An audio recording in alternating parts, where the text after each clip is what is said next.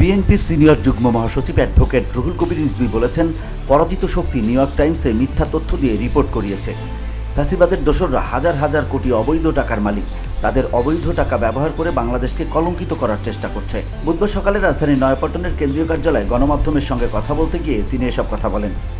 আপনাদের কাছে তুলে ধরলাম, এখনো ঈদের রেশ যায়নি, আমরা কখনোই সমালোচনা করতে চাইনি, কিন্তু আমাদের বাস্তবতার জন্য, বাস্তব কিছু ঘটনার জন্য আমাদেরকে এই মুখটুকু আমাদেরকে খুলতে হচ্ছে। আর সেই কারণেই আমি মনে করি অত্যন্ত জরুরি দেশে একটি। বিএনপির সিনিয়র এই নেতা বলেন, বাংলাদেশে উগ্রবাদের কোনো উত্থান ঘটেনি, বরং বর্তমানে বাংলাদেশে ফ্যাসিবাদের কোনো ছবল নেই। মানুষ নির্বিঘ্নে ধর্ম পালন করছে, কথা বলতে পারছে, নির্ভয়ে ঈদ পালন করেছেন। ফ্যাসিবাদের দৌরত্ব ছিল না। বিগত দিনে কেউ ষষ্ঠীতে ঈদ উদযাপন করতে পারেনি। শেখ হাসিনার আমলে যা সম্ভব ছিল না। তিনি বলেন, দেশব্যাপী অপতথ্য ছড়াচ্ছে আওয়ামী লীগের দোসররা। শেখ হাসিনা জঙ্গি দমনের নামে যে নাটক করেছে সেটা তিনি বিশ্ববাসীকে দেখিয়েছেন। এটা ক্ষমতায় টিকে থাকতে তার রাজনৈতিক কৌশল ছিল। একজন সাবেক আইজিপির বইয়েও তা উঠে এসেছে।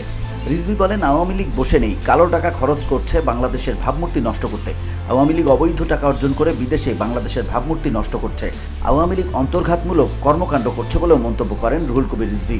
রিজভী আহমেদ বলেন, শেখ হাসিনার নির্দেশে যেভাবে মুগ্ধ ফায়াজদের গুলি করে হত্যা করা হয়েছে সে বিষয়ে তার কোনো বক্তব্যে অনুতপ্ততা নেই। অস্থিরতা তৈরি করতে দেশকে ঘোলাটে করার চেষ্টা করছে বিদেশে পালিয়ে থাকা আওয়ামী লীগের নেতারা। VOD Bangla news desk.